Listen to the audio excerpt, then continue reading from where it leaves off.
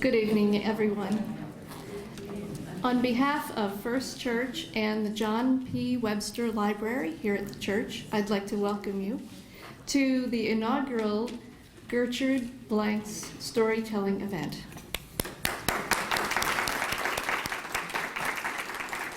It was such a pleasure to partner with the West Hartford Libraries, and it's just been a wonderful experience, and we're really looking forward to a great show tonight, I think. I wanted to go ahead and introduce the board of the public libraries, Eileen Daly. Thank you. Thank you, Jennifer, and welcome to the Gertrude Blanks storytelling event, the first West Hartford Public Library program recognizing and continuing the art of storytelling in honor of Gertrude Blanks, whose decades-long storytelling enriched so many lives and whose legacy lives on through the mural on the library next door and through this event. It is my pleasure now to introduce West Hartford Library Director Laura Ermscher.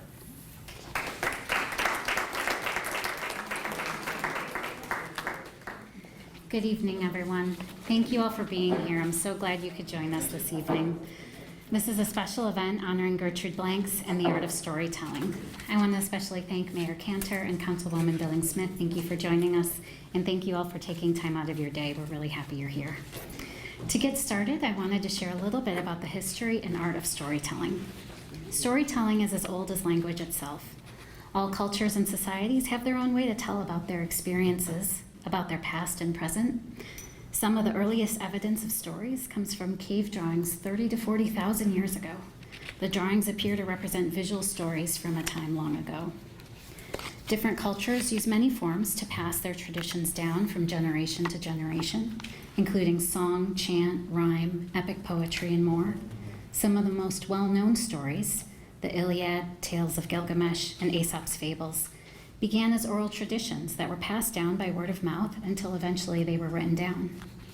The medium of capturing stories has evolved over the centuries, from cave paintings to the printing press, from moving pictures to digital media. And yet, people continue to be drawn to the magic of oral storytelling, to the power of sharing a story with a group, of creating that human connection. There are many reasons to tell a story. To understand and remember our past, stories allow us to share information in a memorable way. By telling a story instead of just reciting plain facts, we can remember details more clearly. Stories can help us understand new ideas and simplify messages. Stories can help us feel in control. They can help us find order in things that happen to us and make sense of events that may be otherwise hard to comprehend. Stories bring people together. They engender common feelings that everyone can understand: hope, despair, love, anger, joy, triumph. Listening to a story can bring the most diverse people together and give them a sense of connection and community. The story allows us to empathize with the people around us. Stories inspire and motivate. They help people imagine something they haven't thought of before, or they can help people see an issue in a new way. Stories help people believe in possibility and inspire them to take action. So I've talked a little bit about history and why storytelling has been around for so long, but none of that would matter if stories weren't compelling, if they weren't really good. Good stories are entertaining. They keep the audience interested in what's coming next. Stories are educational. They don't just teach you about something, they make you curious about a subject or an event. They make you want to know more. Stories are universal.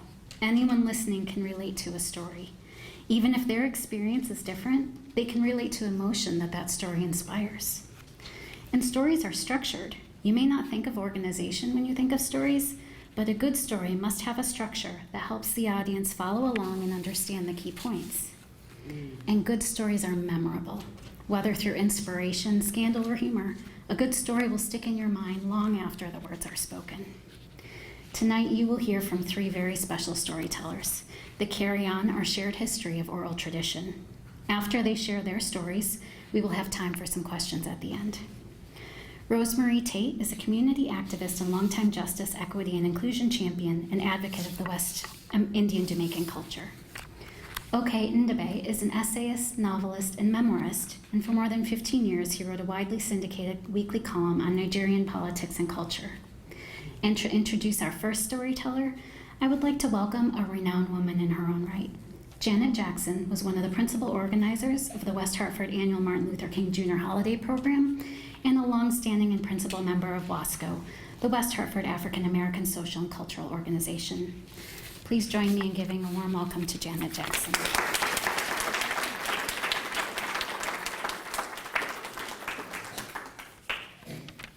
Good evening, everyone. Good evening. It's my distinct pleasure to introduce one of our guest artists for the evening. Her name is Anne Marie Williams, but she's better known as Jedda. And Jedda joins a number of others who actually knew Gertrude Blanks. How many of you have seen or heard Gertrude? If you have, raise your hand. Okay, and I have too. However, Jedda really knew Miss Blanks and knew her well.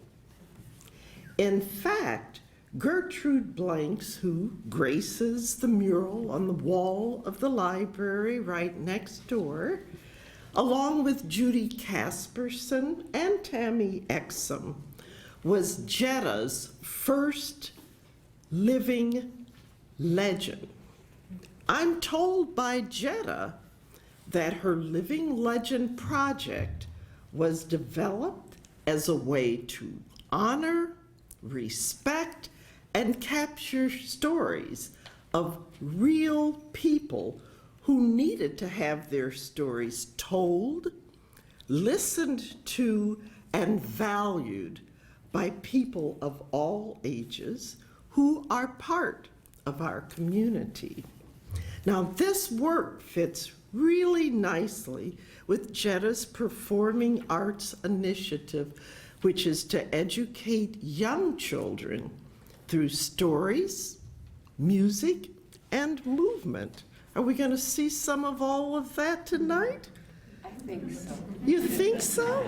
Well, all right. Well, all right.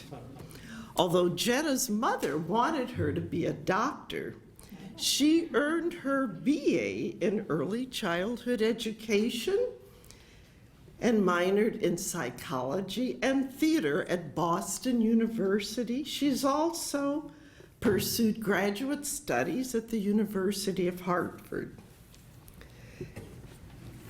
I should probably add that Anne Marie Williams, or Jedda, as I believe you prefer to be called, she describes herself as an early childhood educator, a master teaching artist, an educational program designer. She sings, she dances, and she's an actress who's made a positive impact on our beloved community by teaching and as a performing artist in both public and private schools.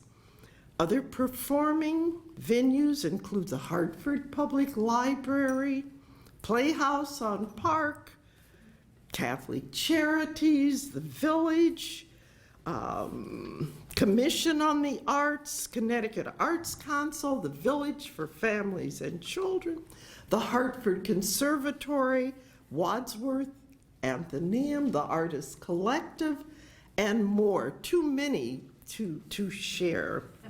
So although I've just recently met Jedda, and I've never seen her perform, I strongly suspect that all of us are in for a real treat. Will you join me in welcoming Jedda?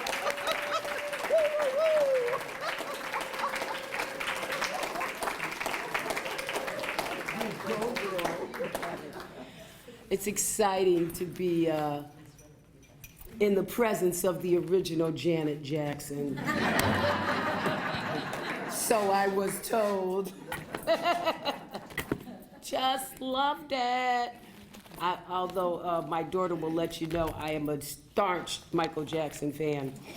In fact, when he passed away, I had a glove in my front seat and a whole thing going on for Michael, and my best friend said to me, "Could I sit in the front?" I go, "Absolutely not. Michael's in the front." She was like, "I'm not riding with you anymore because I'm not sitting in the back." I go, so, of course, I didn't have anybody ride with me for a whole year. Anyways, I'm totally in. It's amazing. They say the ancestors talk to us. I spent many years being really focused about Black History Month. And, I did all these great activities with students, but I was like, I don't feel like they're feeling it.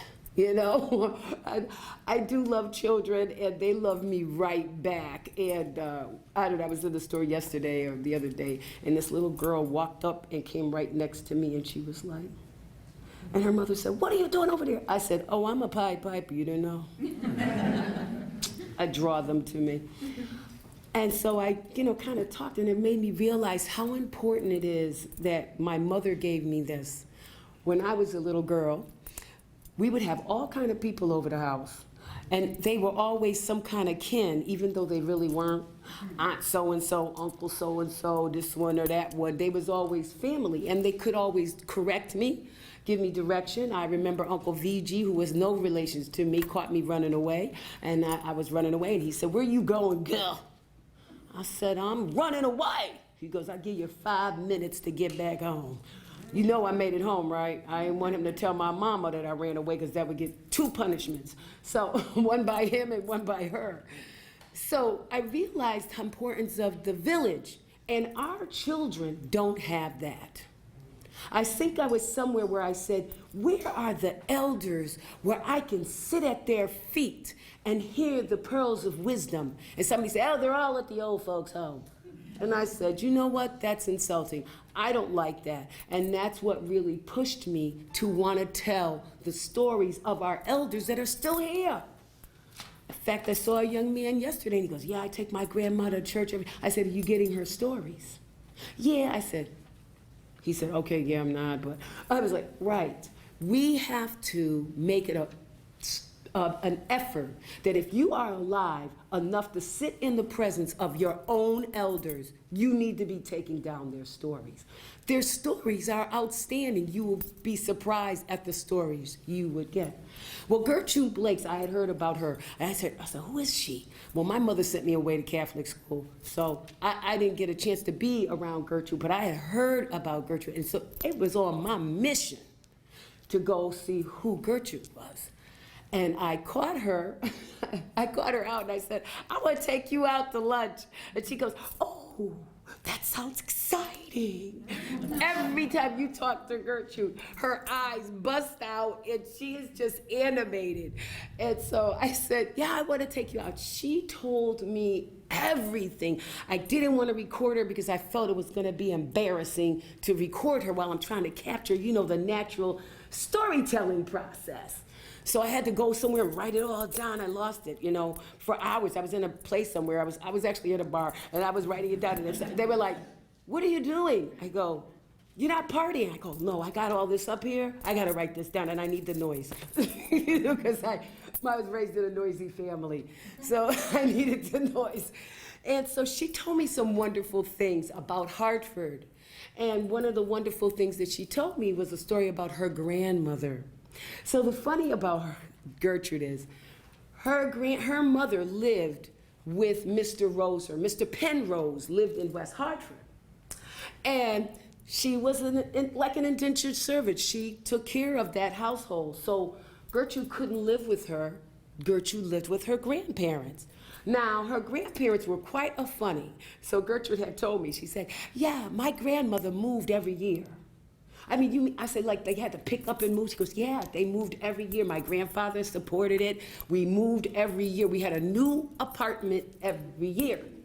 Well, the last time, Grandma was like, "We're moving." Grandpa said, No, we're not moving no more. I'm done with your trip or whatever your thing is. I'm not doing it anymore.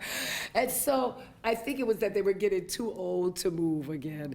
And so she had to co-live with her mom at the Penrose house.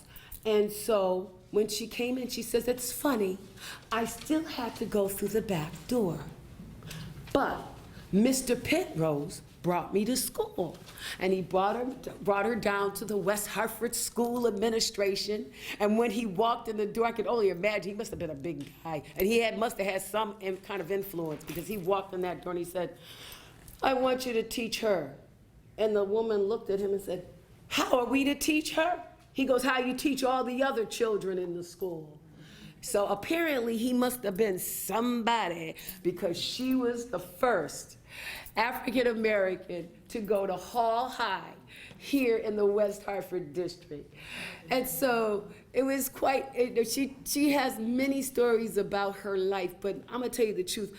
Gertrude loved to tell stories. Do you know that Gertrude told over 80,000 stories to that many people? That's how many people she actually touched.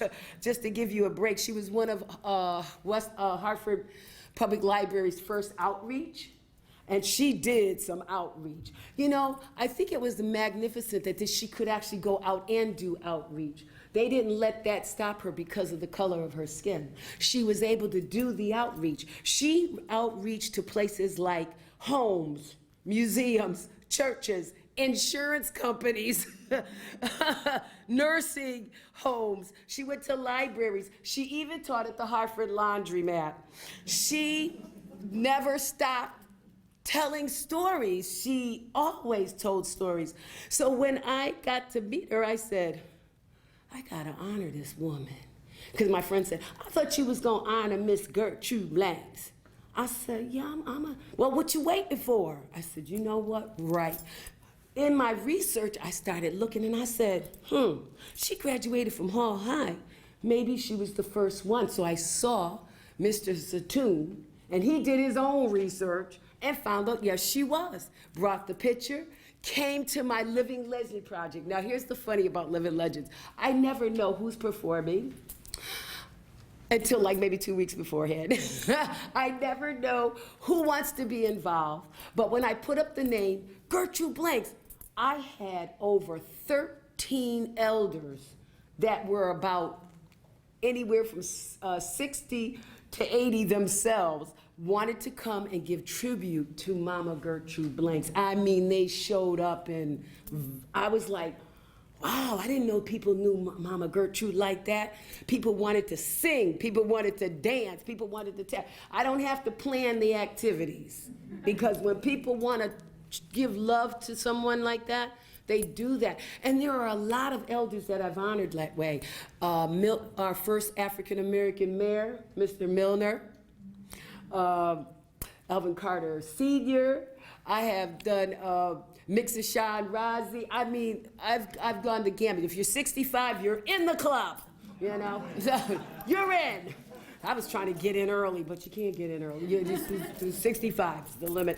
So she was just ecstatic because Francis Sharp was there, all of the folks, and they told their stories about their relationship. In fact, her pet name was Ma Gert. She had the peanut butter jam party. She used to tell stories with actors that she came in and they did a whole performance together. So when I honored her in 2013, I was just blown away. So Mr. Zatoon said, "Can she come to our infusion day?" I go, "Yeah, I'll talk to her about it." And her family felt so good about me being able to take care of her. I actually broke my wrist one day because I took her to the school on Tower Avenue, and she had a moment, and she was like, "I'm taking the bus home." I go, "Oh no, no you're not." I was like, "Can you wait right here?" I was running and I hurt my arm, but I drove her home first. I was like, oh no, they trusted me with her. If anything happens, I'm mincemeat. So she's just amazing. Going by her house, you know, I would bring my grandkids. My granddaughter was like, cause you know, she's older. And I'm like, you better stop making that face. That's an elder there.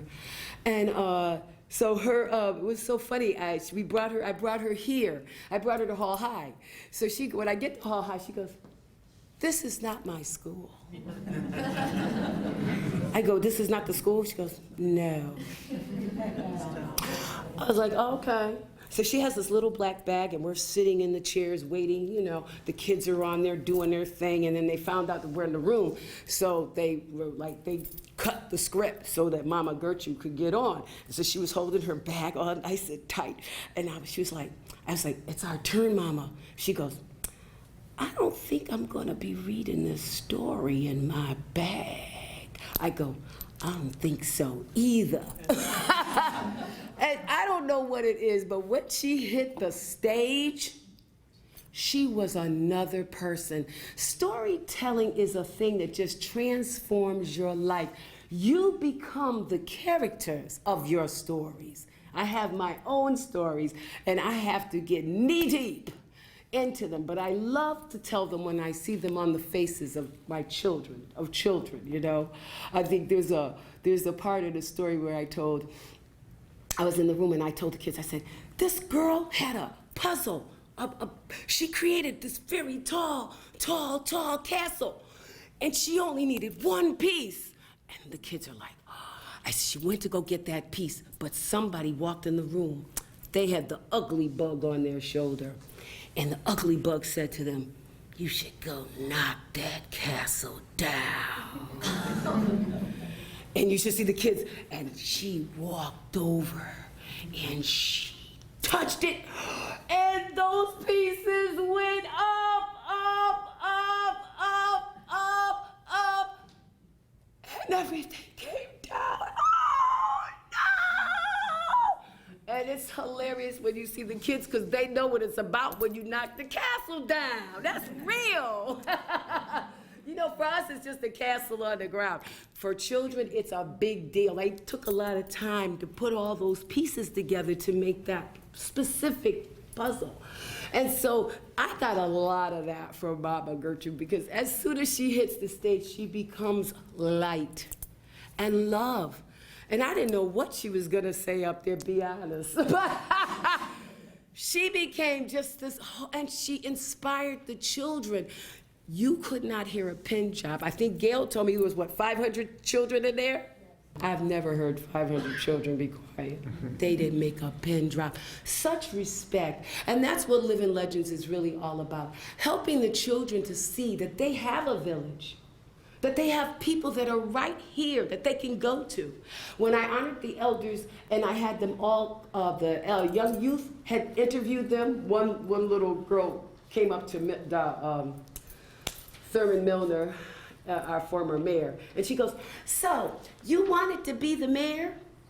He goes, "No, darling, I was." She was like, "Oh!" I was saying to myself, "You ain't do the homework. I gave you all the scrap." I gave you the scrap. You know, I love teenagers. They do what they want to do. Anyways. And so it's just amazing to see them. But what was the most magical part of that moment for me was when we were all done taking pictures, the cameras were off, and all the students ran to different elders in the room because they had their own penetrating questions that they wanted to ask. They wanted to know. One girl went up, she goes, "So you acted in New York?" It was just wonderful. It was the best feeling ever. Storytelling is so key to everything we do. I've made a series called Stoop Stories because lots of times in our culture, your mama tell you a lot of stories when she combing her hair. You got that, oh! And you getting your hair combed. That's when a lot of stories come through. They tell you about how to live your life. They tell you how to treat one another.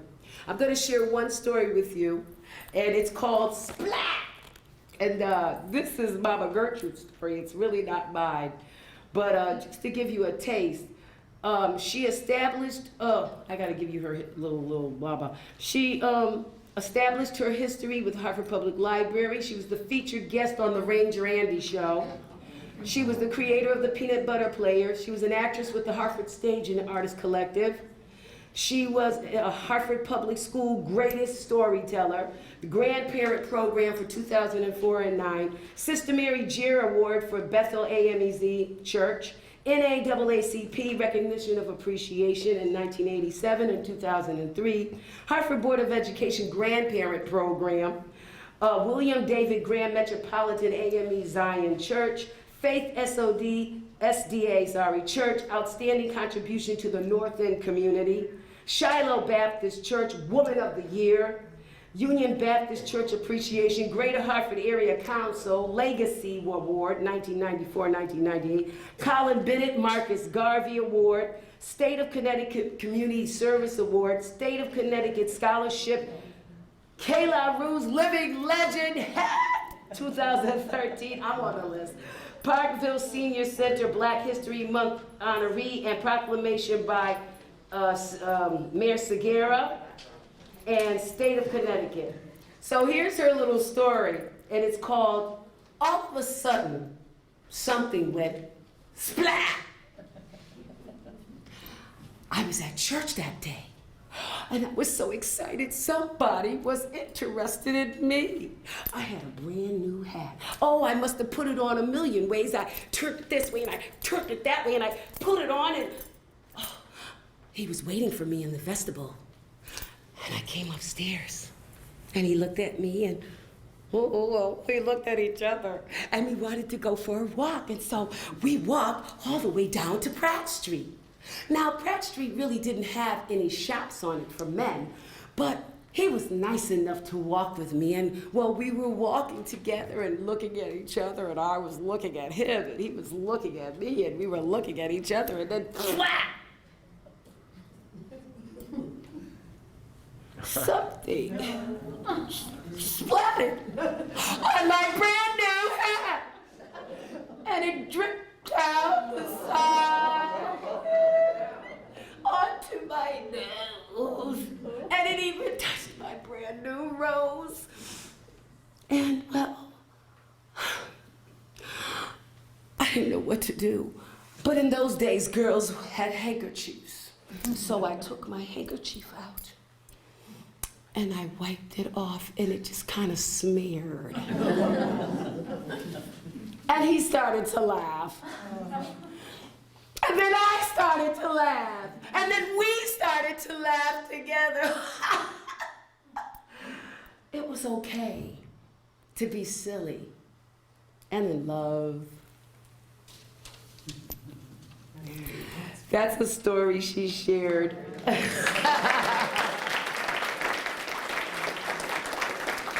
Thank you so much. I don't want to take up too much of your time. We've got other speakers here. But I am just proud to know that when we gave her homegoing, I called up and I said, listen, I want to do something for Mama Gertrude. What can I do? They said, what? What do you mean, what do you want to do something for Mama Gertrude? You got to run it. You're the one that got all the stories. I go, me? She goes, yeah, you the one talked to her all the time and got all the stories and got all the video clips. I was like, I do? Yes, you do. It was amazing. We did a homegoing where people did a tribute from the time the church opened till it was time to have the ceremony. The pastor was like, how long y'all gonna be going on? I said, there's a lot of people here. We gotta go. We got a 2-hour limit, right? Okay. So she's a beautiful person. I hope you continue. Here's one of the things that we need to do. Never forget. Every time you call out a family member's name, somebody like Miss Janet Jackson, we're gonna have to flip that. I love that. She's the original Janet Jackson. Every time, she's the original. When we call out Mama Rose, when we call out, what's your name, brother? Benny K. When we call their names, every time we do, we are building an ancestor. We can never forget it. We must keep the stories alive. They're imperative, not for ourselves, but for our children, so that our children will carry on those stories and have valuable lessons that are important to who we are and to where we have to go. You know, I learned from a song yesterday, I learned about the ring shout. A lot of the Africans would go in the woods and they would do the praise worship ring shout to keep their spirit going. And you know what? Those ring shouts is what kept them alive. In that, so when in 1680, what is it, wait a minute, 1665, am I correct? No, 1865. 1865, when Juneteenth came on the board, they were empowered. They still do the ring shouts to this day, and you know what they said? You don't know who you are until you know where you come from. Don't forget where you come from. Thank you.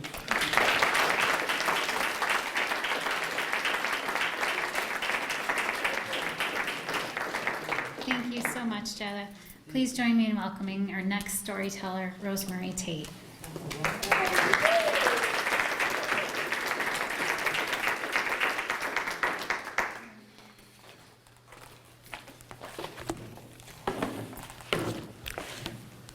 Good evening, everyone. Good evening. Okay, so I am not a storyteller, but I'm going to try. Okay, so I'll get myself organized here. So the press release described the presenters as activists, writers, and performers. I am neither a performer nor a writer. I may be considered an activist as I'm always trying to engage people and working to bring about change. Last year, when plans were being made for Juneteenth and the building of the mural, I recommended that Gertrude Blanks and Judy Casperson be included. I remember hearing and reading about Gertrude many years ago. And of course, I helped to get Judy on the town council. Gertrude reminded me of Louise Bennett in my culture from Jamaica. Louise Bennett is a folklorist, a poet, an activist, and she was very instrumental in keeping our language, patois, alive. So she has a book written. She has done a lot of work in the university. She was on the TV a lot. And so when we're, as kids coming up in Jamaica, don't make us feel bad if we spoke patois. And they would say, speak proper English, speak the Queen's English. And now patois is recognized. And I have to tell you that I used to get a $1,000 stipend every 6 months because I'm a healthcare professional. And so we had patients coming through from the Caribbean and different places that spoke patois. And so we'd get a stipend to be able to speak to the patients. So now it's a recognized language. So, you know, we have to thank storytellers to keep the culture alive. And so that's Louise Bennett, when we call her Miss Lou. Miss Lou. Okay, so about me. And I don't like to talk about Rose. So I arrived in this country in 1974, and I came here to join family members and to further my education. So I got a bachelor's degree and then a master's degree from UConn. And I worked as a licensed registered dietitian with the state of Connecticut. So I bought a home in West Hartford in 1987 after owning properties in Hartford and Bloomfield. But my first introduction to West Hartford was when we grocery shopped at Greenfields. I bet you a lot of people don't know what I'm talking about. Staples. Where Staples is, used to be a grocery store, Greenfields. Okay, so it's a grocery shop there and service merchandise. And then I attended the West Hartford, well, the Hartford branch of UConn down at Troutbrook and Asylum. So those were my introductions to West Hartford. And when I used to walk, because I used to take the bus, I admired the homes and the gardens and the streets, you know, and I thought to myself, I'd like to live here one day, you know, and so I said to a family member, you know, I think I'd like to live in West Hartford one day, and the family member said to me, oh, the only use they have for you in West Hartford is to work as a maid. And I thought, oh, you know, that doesn't sound too nice. And so, because You know, in Jamaica, we didn't have segregated housing. You lived wherever you wanted to, you know. So when I lived in Hartford, I observed many African American females waiting for the bus to work as domestics in West Hartford. So, you know, as I said before, coming from Jamaica, I was not aware of segregated housing. And this was all new to me. It was quite unusual for a single black female to own property in West Hartford in 1987. But I am from a family that owned properties in different places in Jamaica. When I had my nephews living with me and attending Charter Oak, this is back in 1988, the principal could not believe that they were not on public assistance. She was puzzled to know that I could take care of my nephews all by myself. So being an executive board member of my union, I was able to lead many staff members in preserving mental health care for clients and protecting workers' rights. I became politically active at the union. So some of this may seem a little choppy. I know we have a time constraint. And so I brought many pictures back there which tells a story. I have a picture of my mother, my father, the young family, and then the family that mature. Pictures of my grand aunt, pictures of Marcus Garvey, was very instrumental in Black history internationally. And his son became a friend of the family. So if you look at the pictures, we'll tell you a story too. So I cannot explain everything up here. So I've been politically active in West Hartford over 30 years. I have served as chair of the West Hartford Democratic Party and led successful campaigns. I've been instrumental in helping to increase diversity on the Board of Education and the Town Council. And I have worked on campaigns locally, statewide, and nationally.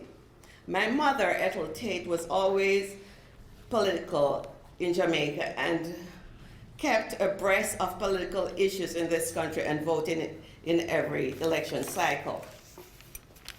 My mother's father, Nathan Wilson, was an active member of Marcus Garvey UNIA. He was bookbinder for the organization. It's also said that he was also a proofreader. My grandfather often had discussions and storytelling with my mother about Garveyism and our heritage.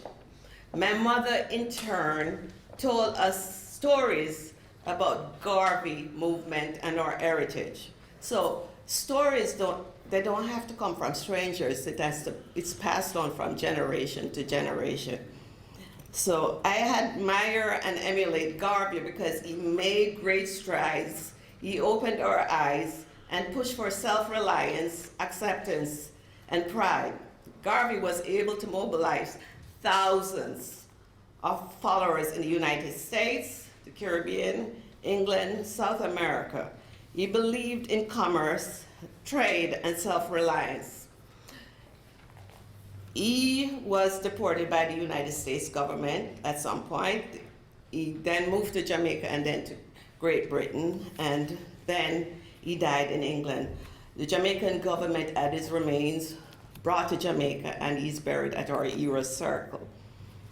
So Malcolm X and the Reverend Martin Luther King makes great reference to Marcus Garvey and his contributions to bring in awareness about race and general acknowledgement of acceptance and culture and worth. So, okay, that's all I'm gonna say about Rose. What I really wanna say is, as kids in Jamaica, we share stories. So a big part of our Caribbean African culture is the Nancy's story.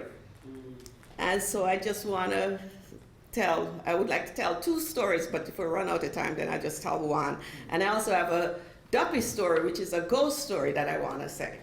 So here's the first thing about Anansi. So Anansi is a key word. The word Anansi is a key word, K-W-I word, meaning spider. Ki is a dialect of the Akan language spoken by a large population, including the Ashanti people in Ghana. Anansi's story originated in Ghana and were brought to the West Indies, parts of the southern states, South America, by enslaved Africans. They were brought to these places as part of the Atlantic Triangular slave trade. This is why storytelling is important, because it keeps history, tradition, and culture alive. There are many stories about how Anansi became the storyteller. One is that he got his power from the African god named Nyame.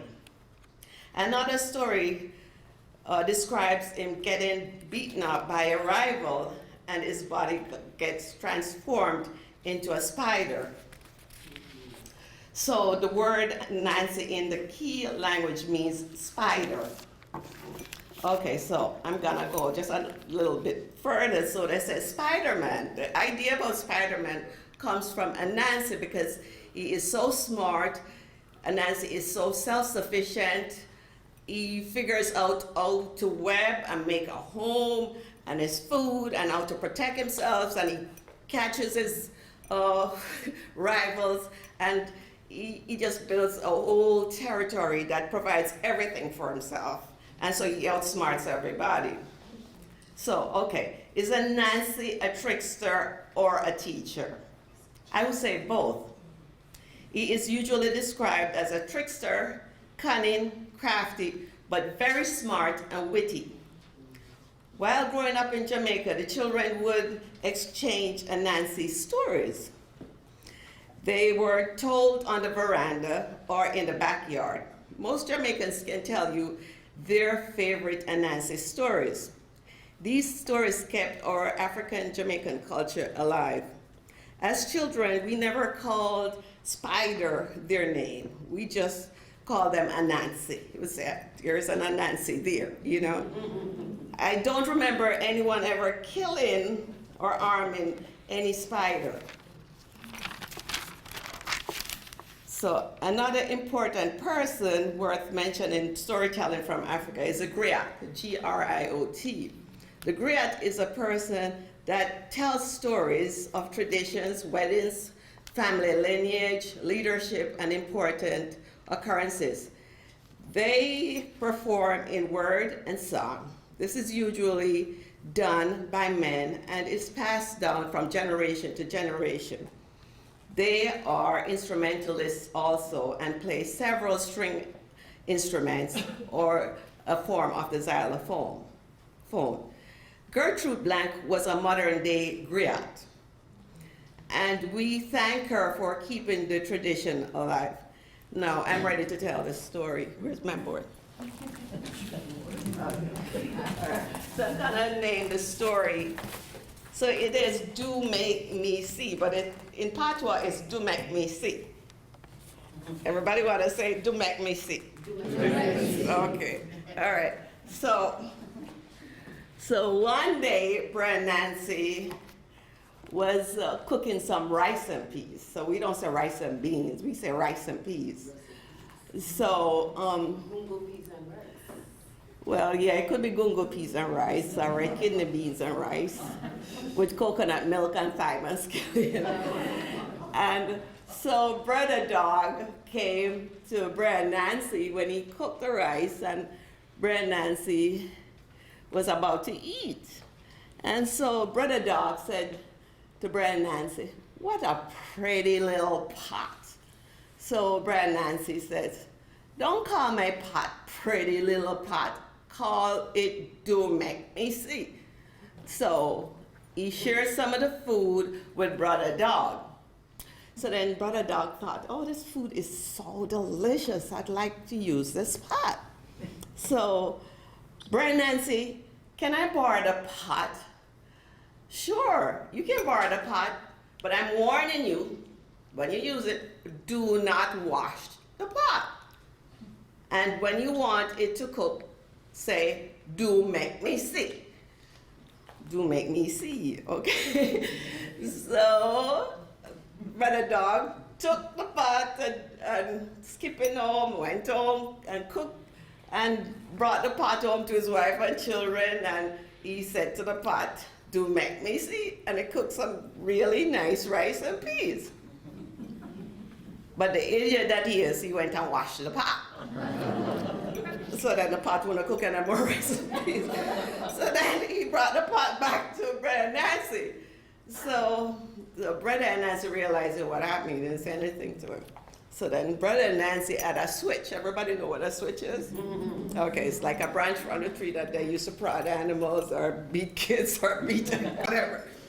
So he saw the switch at Brother Nancy's house leaning up against the wall, and so he says to Brother Nancy, what a nice little switch, you know. And Brother Nancy said, don't call the switch nice little switch, call it do make me see. So then he's going home with a switch, and so he says to the switch, do make me see. The switch beat him all the way home.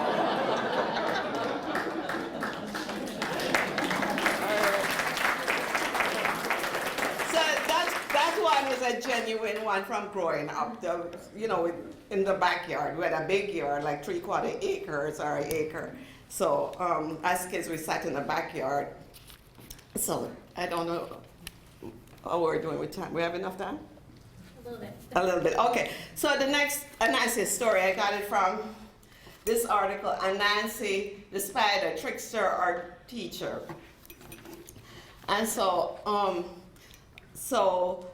it's about food again. So Brother Nancy, It's about food. sometimes.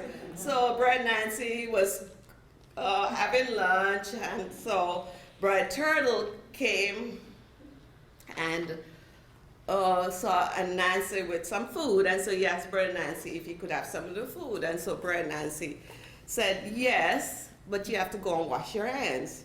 So he went to the river and washed his hands, and so he came back. But in the meantime, Brother Nancy started eating the food. So then he came back to Brother Nancy.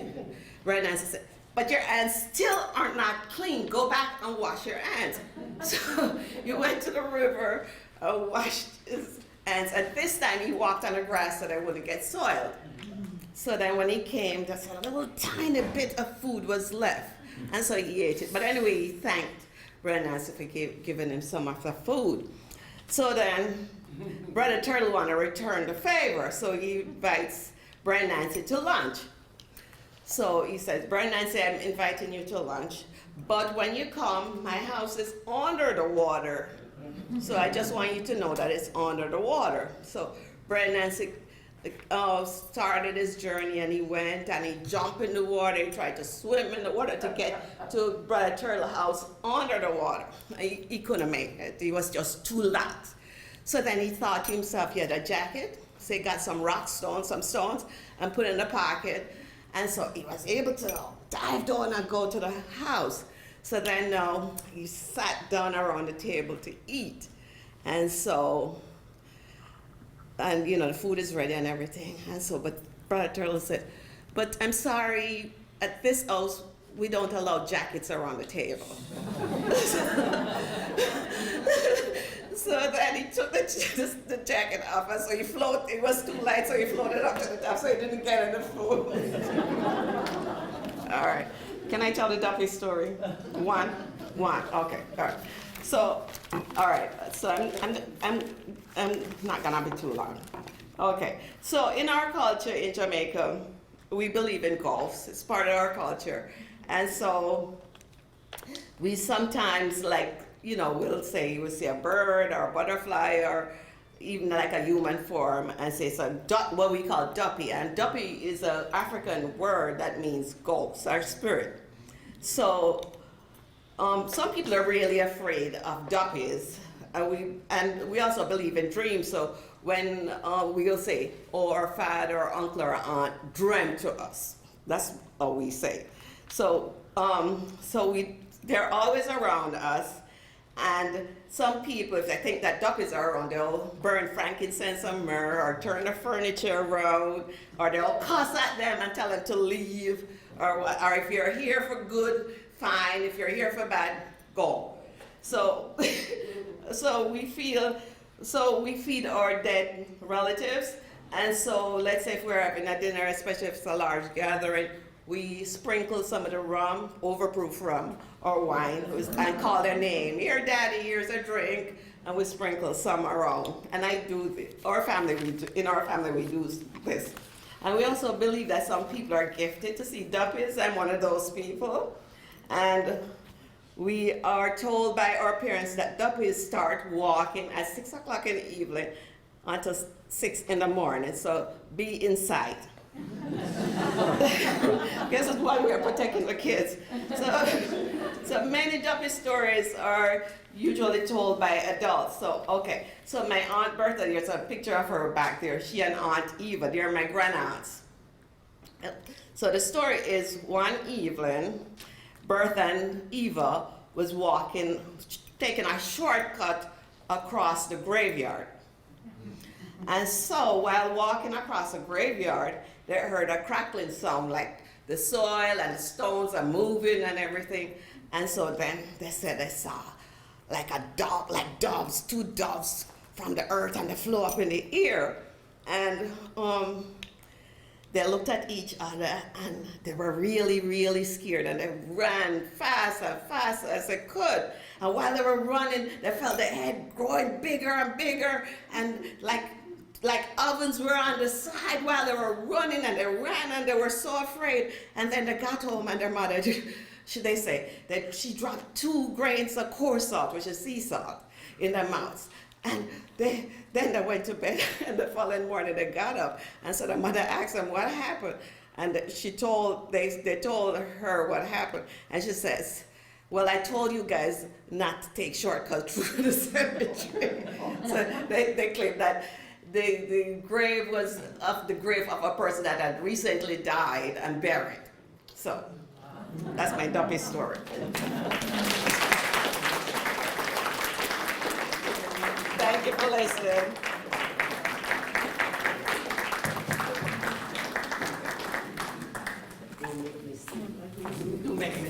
Thank you so much, Rosemary. And now for our final storyteller of the evening, I'd like to welcome Oke Ndebe. Thank you.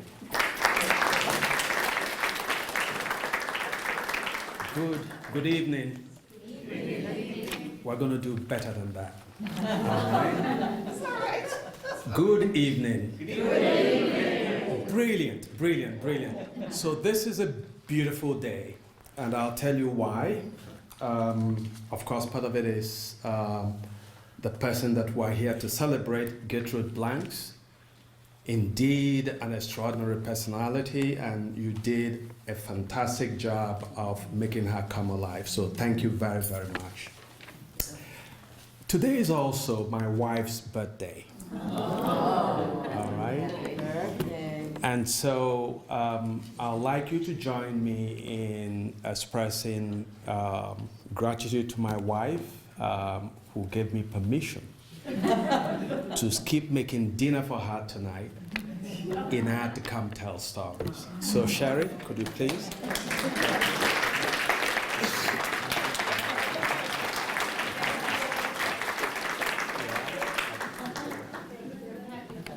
And she's right there with her daughter. I call her my favorite daughter. And I get lectured all the time that I shouldn't call my daughter my favorite daughter, but I keep saying so. So favorite daughter, please.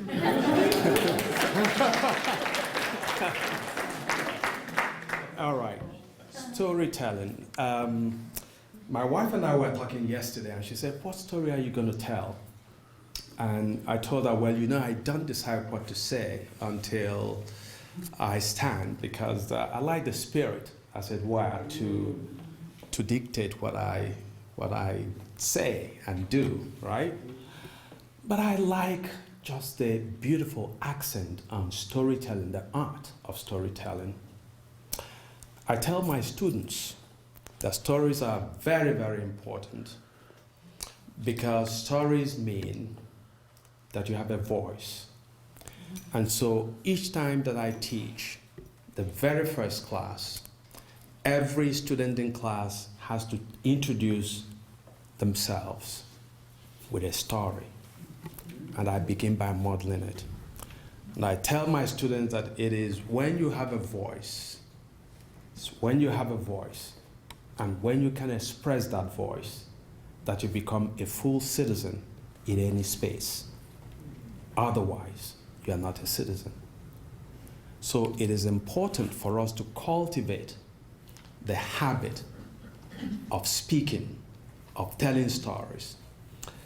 And sometimes, of course, our voices shake. Those of us who are not used to speaking in public, you might feel a slight tremor in your voice. That's actually the best time to tell a story. What it says to, and there's a vehicle, there's actually a car that I saw one day, and it had a sticker that says, "Speak, even if your voice shakes." And in my mind, I said, especially then. Because when your voice shakes, it means that what you need to say is consequential. And I was fortunate to get that powerful lesson earlier in my life, indeed, as a young high school student. I read the memoir, prison memoir, of a Nigerian writer, Wole Soyinka, the man who in 1986 became the first African to win the Nobel Prize for Literature. During the Nigerian Civil War, which happened when I was a baby, 1967, it began, ended in 1970, in which nearly 3 million people, most of them children and women, perished. Most of the casualties from malnutrition, from hunger.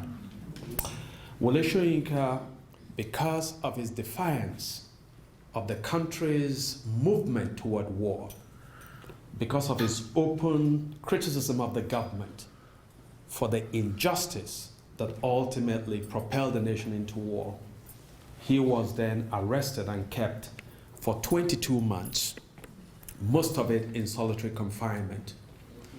And using cigarette foils, and toilet paper, he began to tell his story. So when he ultimately came out, he published a book called The Man Died.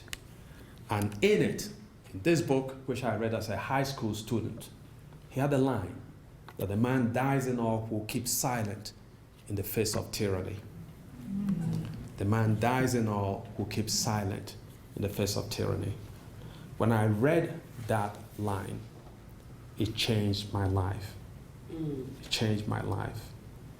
So that when I wrote my first novel, I had to go back to those haunting lines. And so there is, in a sense, my reinterpretation of those words in my novel. And there's a grandmother who in my first novel, Arrows of Rain, is a repository of moral wisdom. And she says to her grandson, a story that must be told never forgives silence. A story that must be told never forgives silence. And so it becomes our moral duty as citizens of the world to speak, especially to speak about issues of justice, issues of freedom, and so on.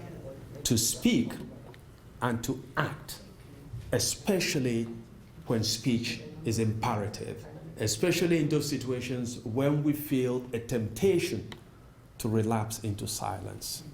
That is the most important point, most important moment to speak. So, but we're here not to give ponderous and lofty lectures, but to tell stories. So let me make this democratic. I could tell you a story of my arrest for bank robbery. Yeah? Or I could tell you a story about my name, okay? Yeah? Okay. Or I could tell you a story about how I came to America on the back of a crocodile. Your choice. Crocodile story? Good. Crocodile? Bank robbery? Who wants to know how I became independently wealthy? All right. Maybe we can take a teaser from each of those stories, tell a little bit of each. So before I came to America, my parents have been invited to this country, by the way. How many of you have read the novel Things Fall Apart by Chinua Achebe? Yeah? So, good. Okay. So Chinua Achebe was the person who brought me to this country. And by the way, he happens to be the person who gave me this beret. And how I met him is a very interesting story, but we won't have time to tell it today. But in 1988, Chinua Achebe invited me to come to America to be the founding editor of a magazine that he published, that he was going to set up. I had never been to America before. I'd actually never been outside of West Africa at this point. And so this was a very important adventure. My parents felt that I needed all the blessing and all the goodwill to help me on my way. So they arranged a feast to which they invited uncles and aunts and cousins and friends. And so at this meeting, at this gathering, I got all kinds of advice. My aunt, my father's only sister, said to me, okay, when you go to America, please don't marry a white woman. And I said to her, is there a problem with white women? And she says, no, but we want somebody as a wife who would understand our language. And by language, she meant culture, something broader. So I made a promise that I'll marry somebody who would understand your language. Then he came to my uncle, my father's immediate younger brother. And he said to me, okay, when you get to America, make sure you never look any American in the eye. And he said to me, every American carries a gun. And if you look them in the eye, they might think you are being provocative and they will shoot. Well, my uncle had never been to America, so you wonder where he got that information, that impression. Well, in those days, every few months, in an open soccer field, there'll be a movie at night. Those movies, later, somebody was suggesting that the CIA was, promoting those movies. These were black and white affairs, westerns, where the picture was very grainy and so on, and where there was some kind of disconnect between the movement of the lips of the actors and the words, the sound of the words. But at some point, inevitably in those movies, there'll come a point where the cowboys will huddle to a center of the room, sort of two factions, and they would exchange words which none of us understood what they were saying. The voices were scratching. But then at some point, they will stare each other down. The next thing that will happen was they will pull guns from two sides of the hip and start shooting. And we'll go into a frenzy, especially when they started hitting bottles. And all the explosions and so on, and people were very, very impressed, and then people will be shouting, that's the actor, because for us, the actor was the last man standing. The man who wouldn't be killed was the man we call the actor. And so because what preceded the shootout was a stare down, my uncle formed the impression that in America, everybody carried a gun, because each time in a bar, everybody pulled two guns from both sides of the hip. And my uncle then felt that what would trigger this capital punishment of shooting you was to look an American in the eye. So I believed my uncle had never been to America. And so I came here, and for the first 13 days in America, when I was talking to an American, and Americans were quite curious then, and I think you're still curious, aren't you? So people will say to me, how are you enjoying America? And so they asked me the question. As I answered, I'll look up, I'll look down. I never made eye contact, because I didn't want this person who asked me a question to then end up shooting me. And so I lived in Amherst, Massachusetts at the time. So one day I had a meeting with a professor at UMass. Thus I waited for the bus. It was December 23, 1988. So I waited huddled in a bus in this terrible thing, of course, because none of my relatives knew America. Nobody warned me of this strange thing called winter. Okay? Because I come from a place where when it's 70s, we say it's cold in Nigeria. And so here I am waiting for the bus to go into UMass, waiting like this. Then I looked up, and here was a police officer staring at me. He was stopped at a light. So as we made eye contact, my heart skipped. I said, this man is going to shoot me. I just looked him in the eye.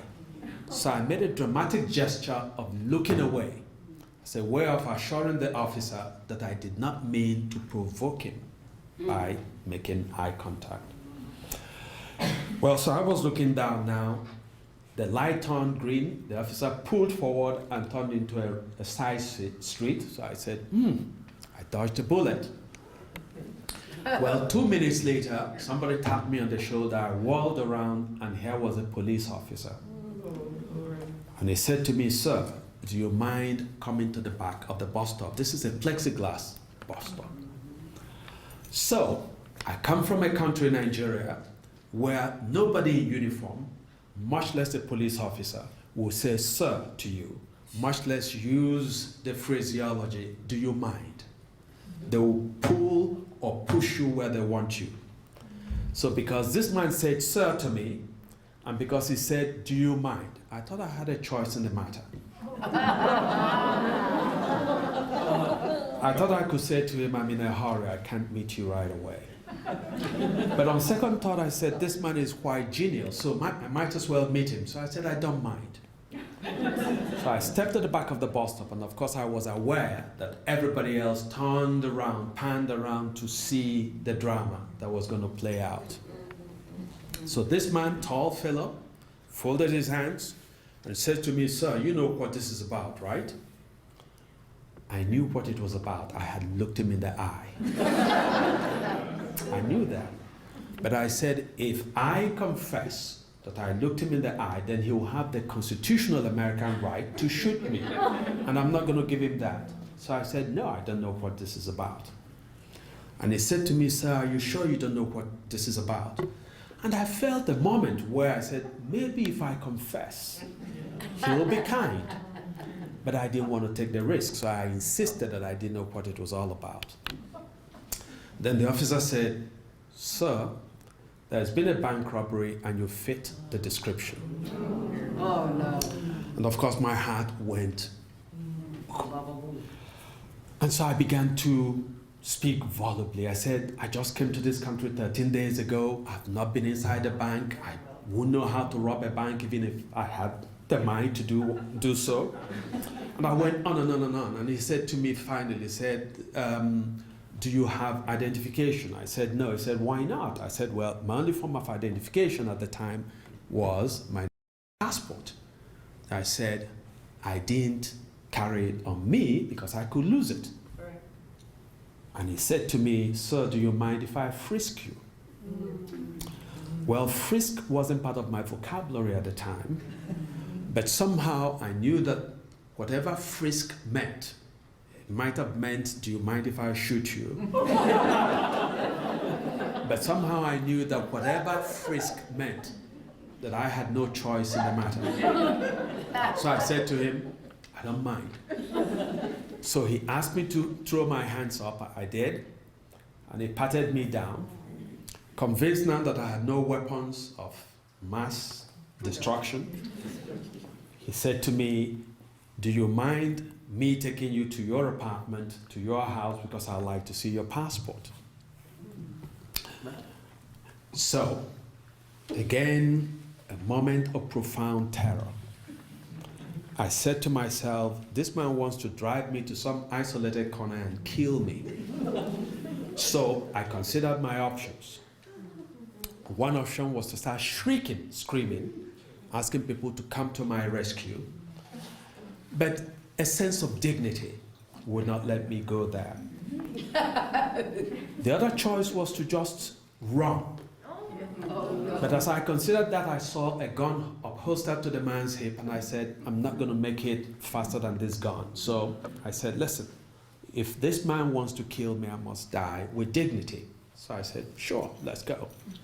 So I got in the vehicle. He drove me to the house where I stayed. As I walked in, Chinua Achebe, by the way, the author of Things Fall Apart, is the most widely read African novelist. Things Fall Apart is the most widely read novel by an African. It's sold more than 20 million copies. It's in 60-something languages around the world. So 2 of his younger children were students, freshmen at UMass, and they were staying with me for their holiday break. So I walked in and I spoke to them in Igbo. I said, I've been arrested for bank robbery. And I went to my room and I got my passport and I showed it to this officer, and he took a look at it, and he gave it back to me after a few minutes. He said, thanks for being a gentleman. And I turned around and was about to leave. And it occurred to me that so many people had seen him pick me up. And I said, wow, people will see me in town and point to me and say, this guy is some kind of criminal. We don't quite have the details, but we saw a police officer arrest him. So I wanted there to be a countervailing narrative. I wanted there to be a second story that some people will say, we saw a police officer drop him at the bus stop. So I called him using his phraseology. I said, do you mind dropping me back at the bus stop? And he did. Well, the story continues, but I'd like to give you a little taste of a story about my name, okay, if you don't mind. Do you mind? No. So, okay is short for Okechukwu. It's actually a flattering name. My parents' name, Okechukwu means the creation of God, the portion of God, all right?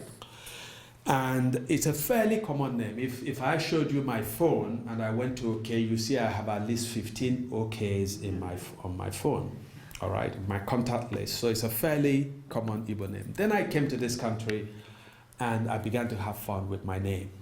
So I could meet somebody, let's say I meet Janet Jackson, and she says, Janet Jackson, I'll say, okay. And she would not know I've told her my name, and she would say, my name is Janet Jackson, what's your name? I'll say, okay. She said, you haven't told me your name. I've told you my name is okay. So one day I met a graduate student from Botswana, and as we shook hands, I said to him, he said to me that his name was Ike Pelowetsi. I said, my name is Oke Ndibe. And this guy started laughing. And for about 15 minutes, he couldn't bring himself under control. So I knew there was something there. So finally he said to me, you won't believe what happened yesterday. I said, tell it. So he told me, this was in December. It had snowed quite heavily in Amherst. This guy said he went to Stop and Shop in Amherst. And as he was pushing his cart down an aisle, in the opposite direction came a woman. As they passed each other, the woman said to him, hey, how do you like the snow? And the guy said, I don't like snow at all. And the woman said, oh, you have an accent. Where are you from? He said, Botswana. And she said, why is that in Africa? He said, yes. She said, are you okay? He said, yes. And so the woman stopped and began to talk to him. And he said they talked for quite a while. And suddenly the woman said, wow, I can't believe you are okay. And the guy said, is there anything about me that suggests I'm not okay?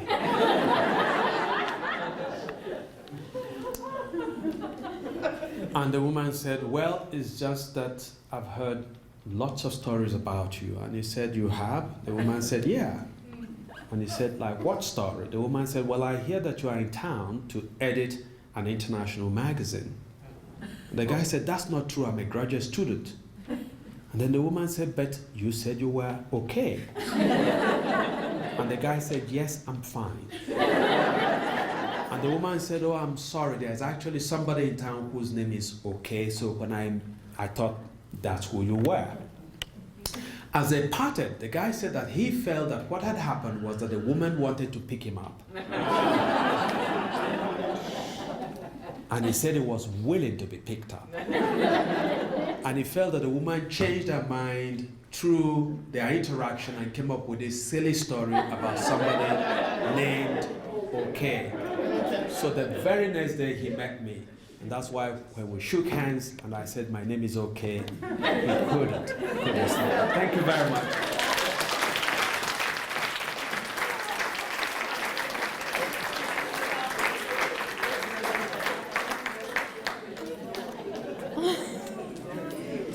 That was such a fantastic story. Thank you. I want to thank all of our speakers this evening. Could everyone join me in giving them a round of applause?